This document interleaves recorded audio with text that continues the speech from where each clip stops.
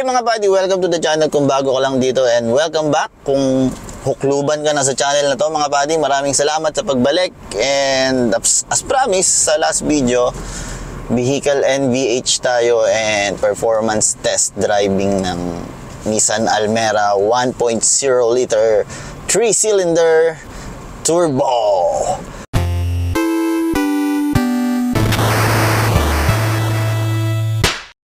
NVH, noise ng makina, it's quiet unless you push it, pero kahit pinupush mo, quiet pa rin mamaya makikita nyo, nasa traffic kasi tayo, ang traffic ng SLEX ngayon, grabe. And vibration, actually nakakagulat tong 3-cylinder na to kasi hindi siya ganun ka-vibrate. Maganda ang nito, engine mounts, engine supports. Hindi tulad nung sa Suzuki, yung sa Race, yung sa Wigo, wala siyang vibration sa manibela. Very minimal, halos hindi mo na maramdaman. Yung floor, wala masyado pag nakatigil. Pag umaandar, lalo na, smooth siya, wala siyang vibration. Siyempre, na-drive ko na, kaya alam ko na, pero hindi pa natin natetest ng 100 kilometers dito sa expressway kasi nga, sobrang traffic. Harshness, mamaya malalaman natin ang harshness talaga dito sa Calax, pag nasa Calax na tayo. Pero noise, normal naman sa mga ganitong budget. Ayaw ko kung budget pa yung 800 plus thousand na sedan, no? Budget pa ba yun ngayon? Medyo pricey na rin. Pero ang mga competitor kasi nito, mga padi, Vios, Honda City, diba? 800 plus thousand. Ito yung base model. Naka steelys, naka hubcaps, pero 3-cylinder turbo. Ayun ang dito, yun ang masaya, naka-turbo siya kahit papaano may panlaban, 'di ba?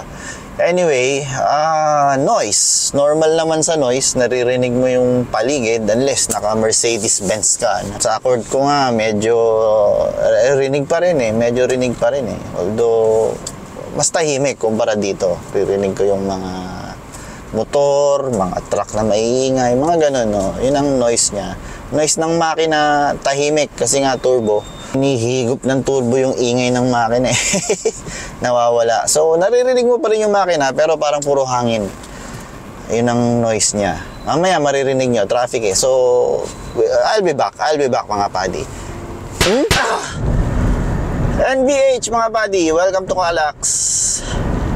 Yeah, noise niya, kung engine ang pag-uusapan, nawala yung, hindi mo masyadong marinig yung 3-cylinder engine sound, yung signature 3-cylinder engine sound niya. Kasi hinihigop ng turbo. May naririnig ako, sumisipol. Hopefully, nakaka-capture ng microphone natin. But I doubt makapture niya yan. Pero so far, tahimik. Tahimik ang gulong sa ganitong kalsada, mga padi, tahimik siya. Vibration, kung makina ang pag-uusapan, ang galing, magaling tong nito mga padi sa traffic. Hindi ko nararamdaman nagbabibrate yung manibela, nagbabibrate yung sahig. Walang ganun. Harshness, smooth siya. Bilang sedan, smooth siya. Saka ang ganda ng steering niya, medyo siya, maliksi. Konting ganun.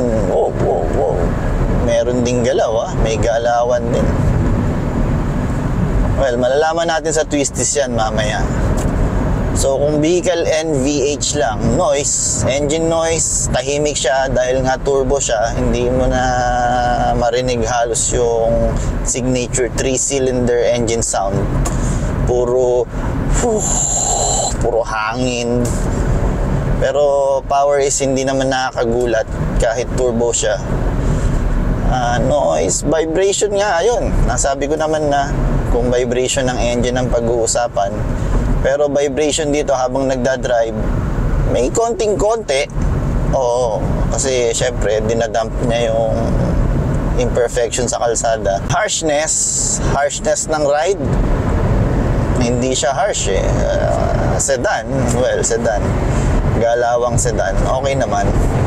Yan, tunog nyo, halos wala kang marinig. Pero 100 kilometers, medyo may wind noise ako naririnig, mahinang mahina. Ano ba tong kotse na to? Nasa gitna. At ka naman gumigitna.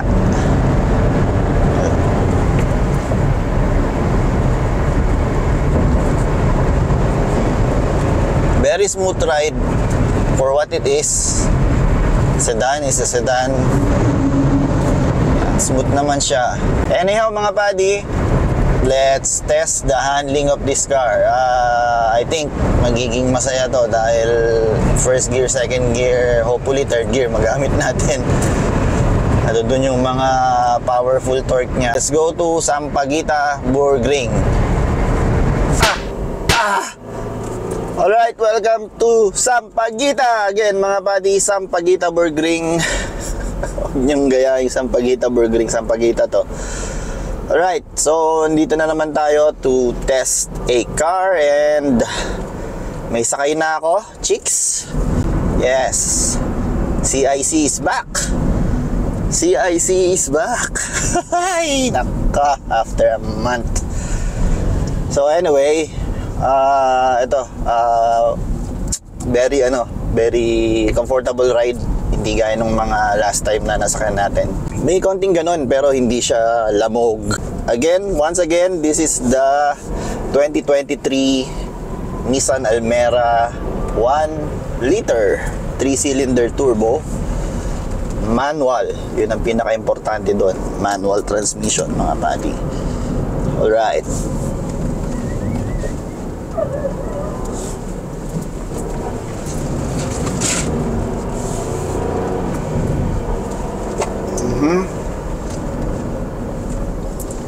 Hindi naman nakakagulat ang power nito kasi 3-cylinder nga, 1 liter lang. Pero malakas na rin siya. Para kang naka 2 liter, sabihin na natin, 2 liter inline 4 na engine. Parang gano'n. Yun nga lang, mas early yung torque niya. Siyempre, turbo.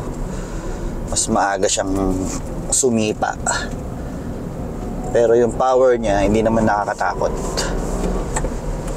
And steering wheel is a little playful. A little playful siya. Hindi pa natin ano ng konti kung ano yung suspension niya eh. Nag-tire pressure check ako, 32 harap, 32 likod ang kinarga ko. I don't know kung lumalambot tong nandito sa kaliwa kasi ang baba. Nung nag-check ako, 16. Kumpara dito, 29. Dito sa side na to, 29. Dito, 16. Yung likod, pareho, 29. So, 32 ko lahat. So, I think lumalambot tong nasa left. And this is another rental car. Baka nandiyan na naman yung commenter natin na nanlalaspag daw. No! Huwag mong isipin ganun. I'm testing the car's performance. So, lahat naman ng kotse may performance eh. Kahit hindi yan sports car. At tinahanapan natin siya ng kasiyahan. Yes. Buti na lang ang upuan nito na adjust ang seat height. Kaya mababa yung upo ko. Yun yung mga gusto kong upo eh. Para kang naka sports car, yung mababa. Okay. Hindi ko na check kung ano yung goma niya.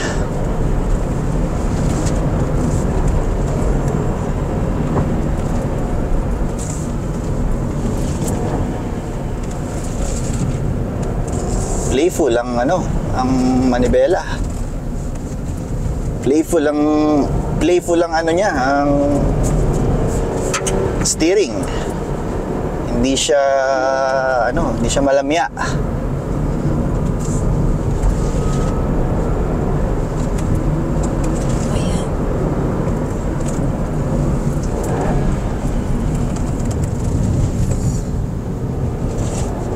May lag. Dekado yun ha. Mukhang nalaglag pa yun dun ha.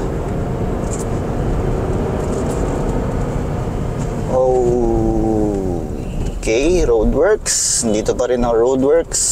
Oh, shoot. Okay. Oh, yan yung tunog niya mga pati oh. Diba, wala na yung signature 3-cylinder sound. Inihigop ng turbo yan eh. Nawawala yung tunog. Second gear yan, no? lakas din sumipa dahil nga turbo. And blind spot, okay naman, wala, halos wala. Kasi nga itong wing mirrors niya nandito naka-atras. Ayan oh, ganda. Tapos may mini window ka dyan.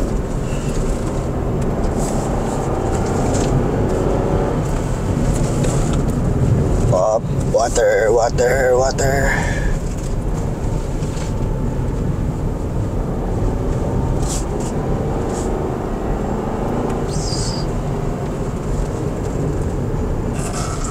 Okay. Hindi siya ganun kahiga.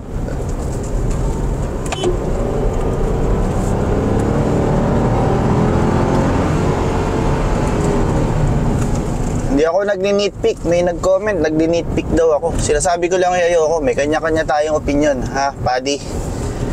I'm not nitpicking. Sinasabi ko lang yung nararamdaman ko, saka yung mga ayaw ko sa kotse. Dahil ganun ako mag-review. Yung taste mo, hindi ko type, hindi kita pagtatawanan. Nandiyan ka lang naman sa likod ng keyboard mo eh.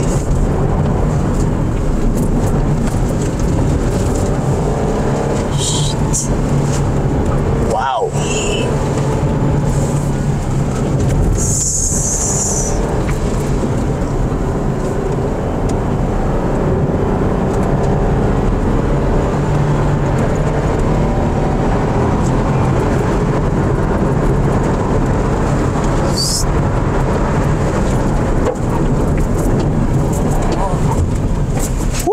Ang preno. Shit.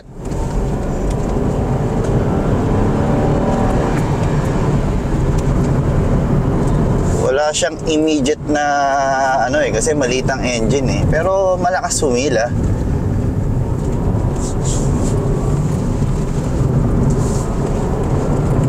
Huwag lang tayong kakain ng line ng iba pag blind.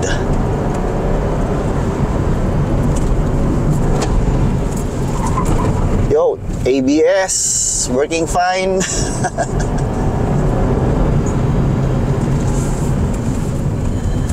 Okay. Yes, saw it.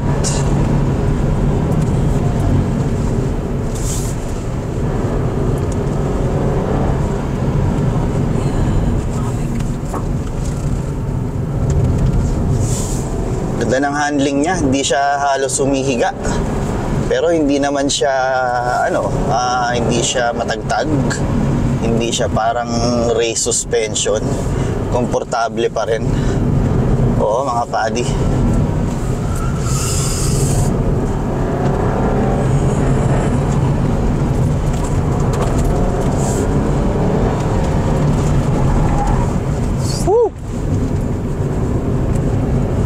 Hi, Tal! Hello!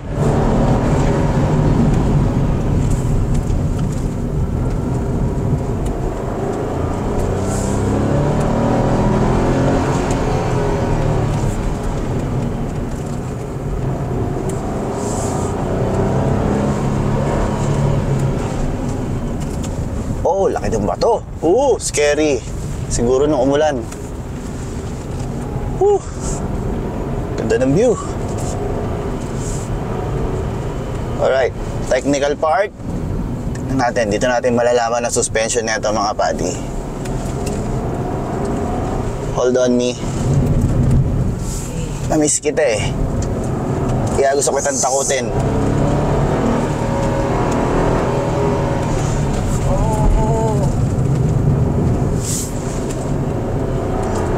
Flat bottom steering wheel pa oh. May rev hang lang siya. Sobrang nung rev hang niya. Oh, ABS working.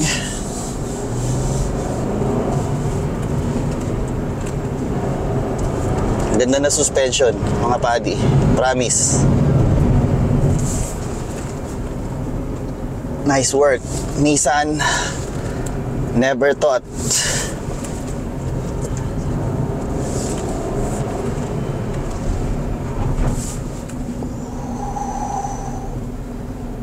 Hazard. Why hazard? Dala mo. Naka-hazard, dapat mabilis.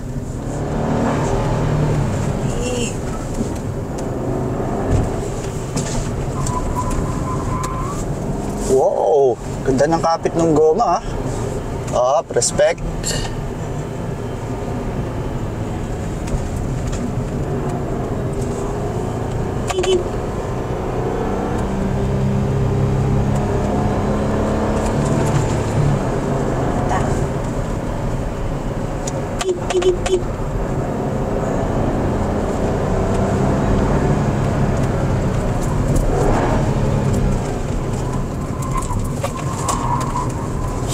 Oh, sarap. Sarap to, masarap to mga padi. Hindi ko ina-expect tong Nissan na to. Na ganito.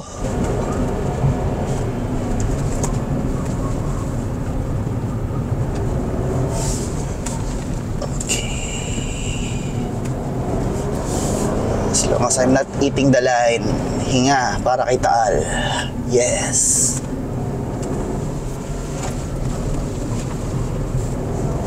Right. Ito na, traffic. Okay, pahinga. I don't take curves like that.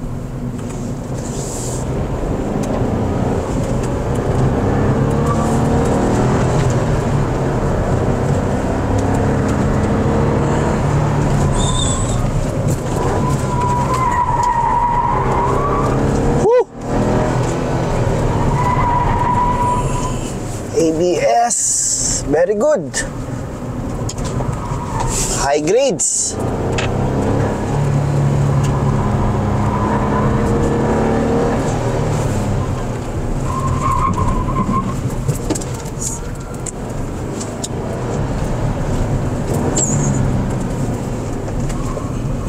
Is this the last corner?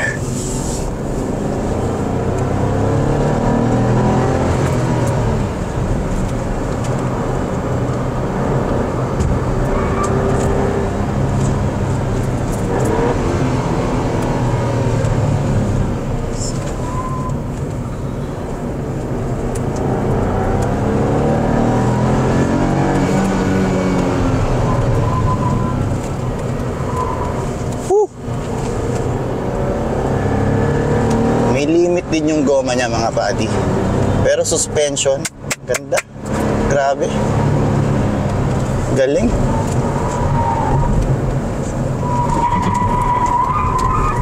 Woohoo!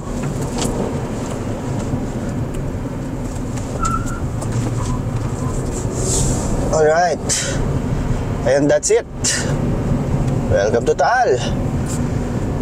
So, suspension maganda, wala akong naramdaman na takot. But syempre this is front wheel drive. Under hard braking, medyo nararamdaman ko yung puwet, medyo may konting paling. Piniliwanag ko na yan doon sa espresso. Syempre medyo nawawala ng grip yung likod, lalo na't naka road tires ka lang naman. Pero yung road tires nito pwede ah. And the handling is siguro 4.8 stars out of 5. Ganda. Gulat ako sa Nissan na to ah. Pwede tong boy racer's car ng mga Gen Z. Kayo mga Gen Z, kung may money kayong pambili ng kotse, and you love driving spiritedly sa mga mountain, ingat lang syempre ah. Huwag kayong kakain ng linya, lalo na kung blind. Pwede tong boy racer's car. Kasi nung 90s, early 2000, Civic Civic SIR, Civic, boy racer car yan. Ngayon, mahal na ng Civic Itong mga subcompact na ganito, kung may budget kayong okay ito mga padi. Yun nga lang, narinig ko sa Pitworks, ang mga Nissan pag medyo may nasisira, medyo mahal ang pyesa niyan mga padi. Anyway, akit tayo sa sungay mga padi. Uppercut! Welcome to sungay na naman mga padi. And syempre pagdating dito, normal driving na lang tayo. Titignan natin kung paano maakit yung kotse. Although maganda pull niya kasi nga turbo siya. Maaga pa lang nandiyan na yung power niya. May 3 cylinder siya. Lalo na yung mga 3 cylinder, 'di ba? Kahit yung NA or naturally aspirated, normal aspiration, maganda na low end torque, tinurbo mo pa, malamang mas maganda lalo. So let's see. Ayan, second gear, 4,000 lang tayo. Third gear, tingnan natin kung aakyat siya dito sa pilipit na to, mga padi. Kaso nakakabitin eh. Makyat. Makyat. Diba?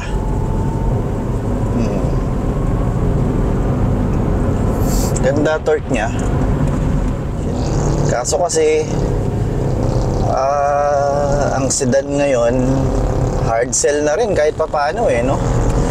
Lalo na tong Almera.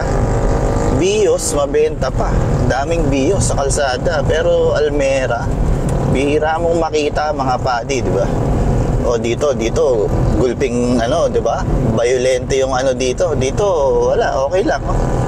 Dito violente yung espresso nung dinrive ko dito. Pero sa Almera, ayan, wala. Siya, may konting kalog, pero hindi yung tipong tatalbog-talbog ako sa loob. Ay nararamdaman mo talaga yung difference. Pero syempre, unfair naman i-compare kasi yun ano ba yun? Subcompact crossover SUV ba yun o subcompact car lang? Kasi lifted Pero ito kasi, 'di ba, syempre, subcompact car ba 'to? Basta ganun. Kotse talaga. So, handling is very very different. Pero suspension, syempre, depende yan sa nag-tune ng suspension sa factory, kung anong gusto nilang design na tune. Ito okay naman. Very smooth. Sedan as it could be. Sedan na sedan. Normal driving, second gear. Ayoko lang dito, mga padi, yun na naman. Alam nyo naman yung ayoko walang temperature gauge. Ayoko yung ganyan. Kasi somehow, mga padi, nag-aaral ako ng mechanic sa Meralco Foundation. Kaya ako, hindi ko gusto yung mga walang temperature gauge, ganyan. Gusto ko na monitor ko yan para if ever na diba, maagapan ka agad. Anyhow, second gear, tingnan natin kung ma-overtake natin to. Second gear, luwag pa, blind blind. Nalimutan ko na namang i-record tong POV, mga padi, pero hindi na ako babalik. Marami naman tayong camera. Nandito na tayo sa view deck. Yan, Stargazer. Kung hindi nyo pa napapanood yung review ko niyan, just click this pop-out banner. Kung interesado kayo sa kotse na yan, na-review ko na yan. Nadala ko rin yan sa Sampaguita. Click the link dito sa description box sa baba. Medyo madilim na, mga padi. Bukas tayo ng ilaw para maganda yung interior light natin. Yan.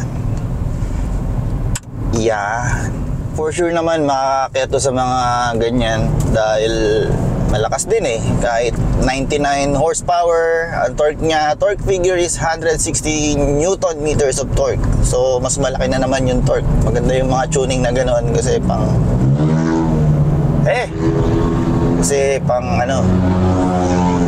wow, AK.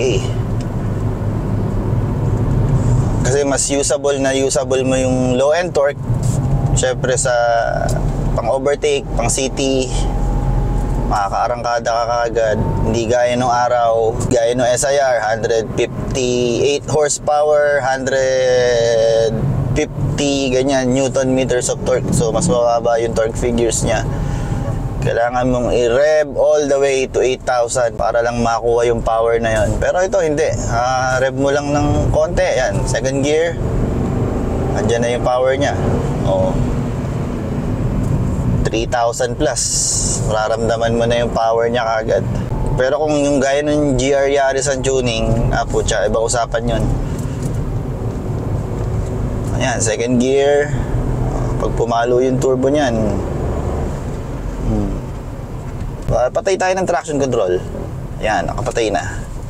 Tignan natin kung ano mangyayari. Yan, naka-off. Diyan sa gauge. Pilipit. Try natin. Tingnan natin kung magagalit. Hindi naman. For what it is, malakas siyang humila. Alright. Ito na naman. Pilipit. Walang galit, walang yung espresso, di ba? Nakita nyo, kala mo, nagba-burnout eh. Maliit kasi gulong ng espresso, kaya spin ka agad eh.